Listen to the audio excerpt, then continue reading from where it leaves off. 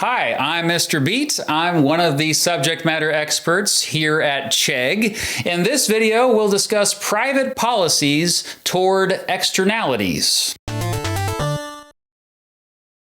Here is a market for burning coal at a company. As you can see, there is a marginal private cost, or MPC, for burning coal, perhaps the cost of monitoring the burning. There's also a marginal private benefit, or MPB, to burning coal, which is having more electricity. In this case, the public also benefits from burning coal, so MPB is equal to the marginal social benefit, or MSB.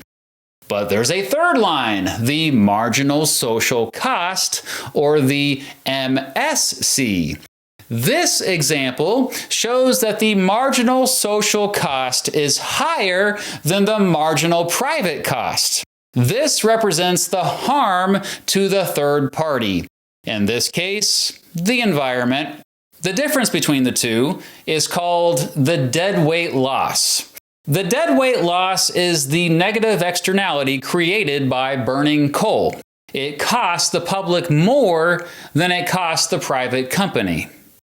While everyone should be invested in the greater good, that's not always the case. Let's take a look at why and how private companies might be incentivized to fix externalities.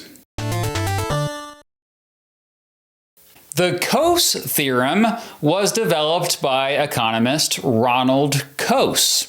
Coase argued that in a competitive and efficient market, an optimal agreement can be reached between two private parties, but only if there are no transaction costs. Let's say you have 4 apple trees and your neighbor only has 2. Everyone in town loves buying apples, but you only have time to harvest 3 trees. Your neighbor, on the other hand, has extra time. If you have no other options, you can't hire anyone, for instance, then you may just decide to sell your neighbor the tree. It's a win-win. You get some money, and your neighbor gets a tree, and everyone gets apples. However, the Coase Theorem is rarely applicable to the real world. For it to apply, there has to be shared information, businesses must be equally powerful, the markets must be efficient, and there must be 0 transaction costs. That means no meetings or issues around enforcement. So how else do private actors respond to externalities?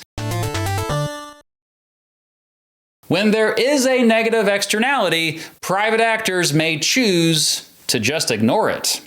That's when the government may have to intervene. But when private actors want to do something, it's usually based on a moral code, charities, or a contract based on self-interest. Individuals generally try to do the, quote, right thing if it's easy or if the action is socially acceptable. Take littering, for example. Most people know that littering is bad for the environment, and they'll throw something away properly. Of course, not everyone has the same moral code, which is why governmental regulations against actions like littering are still in place. Charities make it their mission to do good in the world, and they are usually working to solve negative externalities. Most charities are started out of the desire to help people, but there are also incentives like tax breaks given to those who contribute to good causes. Lastly, let's talk about contracts based on self-interest. Let's say a fast food restaurant wants to brand themselves as having more vegan options. They sell these items at a premium price and become well known for having so many options.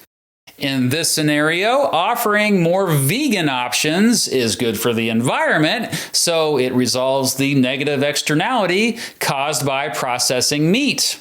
Private actors may not be able to resolve all negative externalities. Sometimes they are even incentivized to worsen an issue, like the environment.